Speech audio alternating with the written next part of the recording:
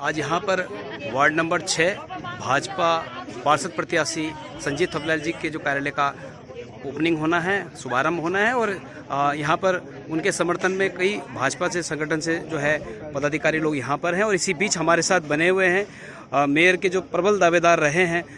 और आज कदम से कदम मिलाते हुए सभी के बीच में सभी का साथ देते हुए संगठन का जो है महत्वपूर्ण दायित्व निभाते हुए और यहाँ पे मातृशक्ति के बीच में जो है यहाँ पर पार्षद प्रत्याशी हैं वार्ड नंबर 6 से, उनके समर्थन में भी हम कहें तो हमारे साथ विपिन कैंथोला जी हमारे साथ हैं। सब सर्वप्रथम स्वागत है आपका। धन्यवाद। और आपसे जानना चाहेंगे किस प्रकार से आप जो कदम ताल करते हुए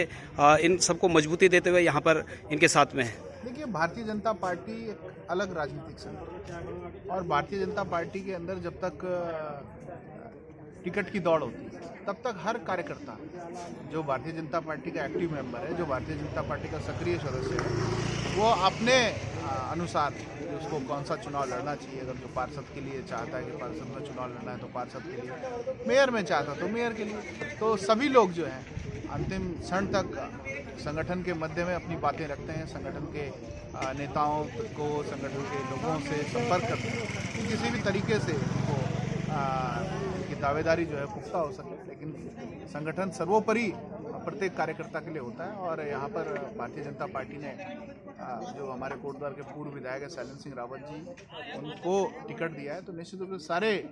जितने भी हम दावेदार हैं सभी लोग भारतीय जनता पार्टी के लिए काम कर रहे हैं, क्योंकि भारतीय जनता पार्टी एक ऐसी पार्टी, एक ऐसा राजनीतिक संगठन है जो देश के अंदर जिस प्रकार से काम हो रहा है, जिस प्रकार से नरेंद्र मोदी जी की सरकार और धामी जी की सरकार, डबल इंजन की सरकार जो उत्तराखंड में जिस प्रकार से विकास के काम करा रही है, विकास के काम हो रहे हैं, तो मैं कह सकता हूँ कि ये अलग राजनीतिक दल है। और आज जिस प्रकार से आप देखेंगे विपक्ष बिल्कुल साफ होता हुआ नजर आ रहा है। आज विपक्ष में कह सकता हूं कि 2027 तक विपक्ष के पास नेता नहीं बचेंगे, क्योंकि सारे के सारे नेता भारतीय जनता पार्टी में शामिल हो गए हैं या अन्य दलों में चले गए। जहाँ तक हम लोग बात करते हैं कि बहुत से संबोधनों में ये चीज़ निकल के आती है कि डबल इंजन,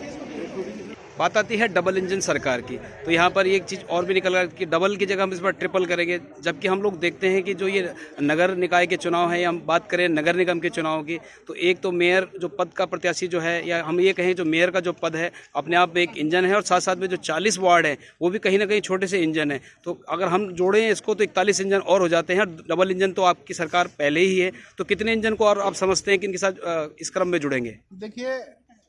जिस प्रकार से उत्तराखंड के अंदर डबल इंजन की सरकार चल रही है, आप पीछे कैमरा देख लीजिए कि दिखा दीजिए आप कि किस प्रकार से डबल इंजन की सरकार का कमाल है कि जो 100 हमारे जो देश के अंदर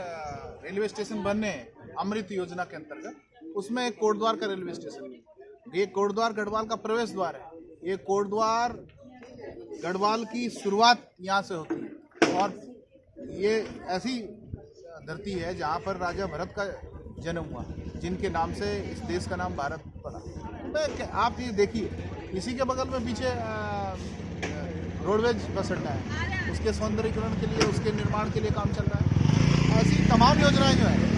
उत्तराखंड के अंदर, कोटद्वार के अंदर बहुत सारी योजनाएं चल रही हैं। 300-350 करोड़ की जो है पेयजल पाइपलाइनें इस समय जगह जगह डल रही हैं। जगह जगह पर